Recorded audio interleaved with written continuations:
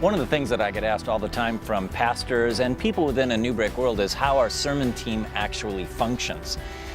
We function on what we call a prophetic model, and that is that we believe that what we're saying on a weekend really needs to be what we believe God actually wants to say to the churches on that given weekend. So here's how it all works. So the first stage is what we call our exegetical packets. Weeks and months out, when we're picking the series, we're picking the passages that we're going to be in. And so Roz Johnson, my assistant, she prepares what we call an exegetical packet that is all the technical commentaries and research devices and tools that we need to study a particular passage. That's all prepared for us the week before we actually function together as a team.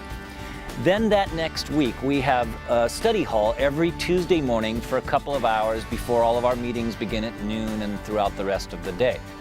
Then the team gathers together on Wednesday morning from about 9 o'clock till about 1 o'clock, preparing the actual sermon.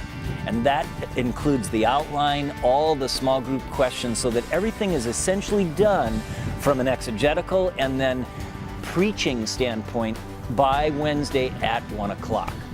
Then the next phase is every Wednesday at 2 o'clock in the afternoon is a meeting with the creative arts team. And this is where the creative team comes together with the sermonic team, and we kind of put it together from a whole flow standpoint of what elements do we want in the service in addition to the sermon itself.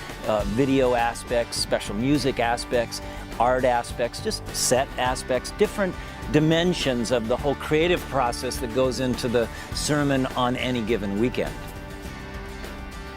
Then the next aspect is what we call critical run-through. This happens every Thursday morning from 9:30 till around noon, where we break up into two teams of two. And we actually do the sermon that is this coming weekend. We actually do it live in a room where all the technology is in place, and we do the whole run through, and then we critique each other. And I rotate through the team so that every month I'm with each speaking pastor at least one time. So I'm critiquing everybody, and they are me. So we're scrutinizing each other and really helping each other to see what works and what doesn't work, and just kind of, again, the prayer points of each message, the teaching aspects of each message, and trying to make it really what we all believe God wants to say on the weekend.